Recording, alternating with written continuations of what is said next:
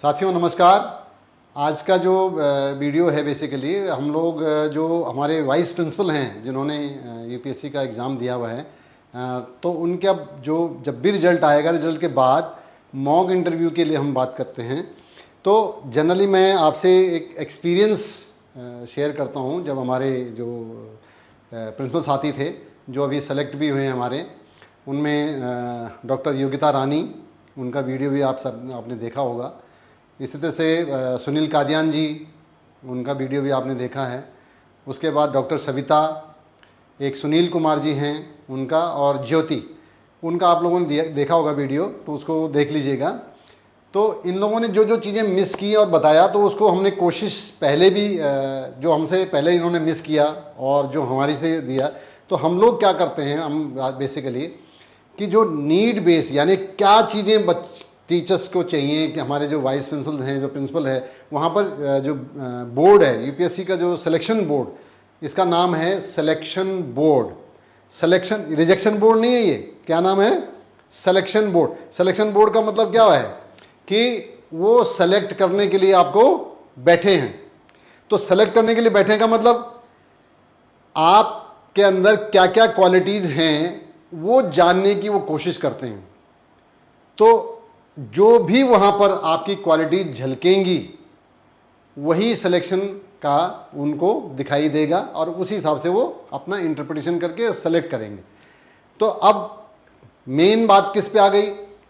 आपके ऊपर है कि आप वहाँ पर, क्योंकि आप उनके लिए बिल्कुल नए हो। जैसे आप स्कूल में क्लास में जाते हो तो बच्चे आपके पास, पता है, अगर वो बच्चा आज परफॉर्म नहीं कर रहा लेकिन आपको पता है कि वो बच्चा अच्छा है, तो आप कहते हो नहीं नहीं आज इसका पता नहीं क्या तैयारी नहीं थी या क्या नहीं था, ये बच्चा लेकिन अच्छा है। लेकिन वो सिलेक्शन बोर्ड में जो लोग बैठे हैं वो उनका आपका बैकग्राउंड के बारे में बिल्कुल कुछ नहीं जानते। इसलिए जो कुछ भी आप उस समय शो करोगे अपने आप को, वही उनको दिखाई देगा और उसी के हिसाब से उनकी सिलेक्शन बनेगी। तो हम लोग बेसिकली जो अपने यहाँ पर क्या करते हैं कि एटलीस्ट तीन मॉक इंटरव्यूज़ हम लोग करते हैं, जिसमें हम इस दो वाइस प्रिंसिपल हम दो करेंगे। यूपीएससी के प्रिंसिपल के लिए हमने 3 किए थे, उसमें बहुत ज़्यादा ज़रूरत नहीं पड़ी, फिर हमें लगा कि अब हमने इसलिए अब 2 कर दिया है, तो 2 हम करेंगे।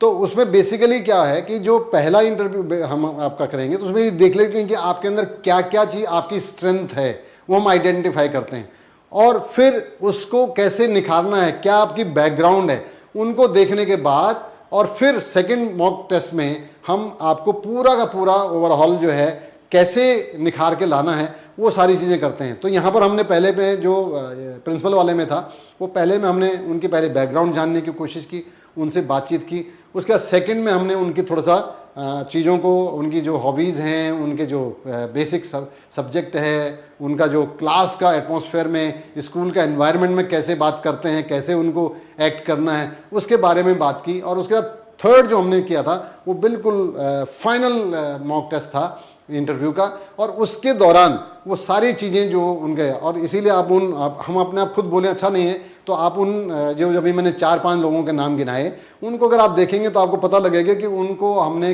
किस चीज़, क्या क्या चीज़ें बताई और क्या क्या उनको बेनिफिट वहाँ एग्ज़ाम में हुई है। तो साथियों, यही हमारा कहना है कि हमारे यहाँ जो है बेसिकली वो मॉक टेस्ट हम लोग, मॉक एग्जाम इंटरव्यू हम कंडक्ट करते हैं।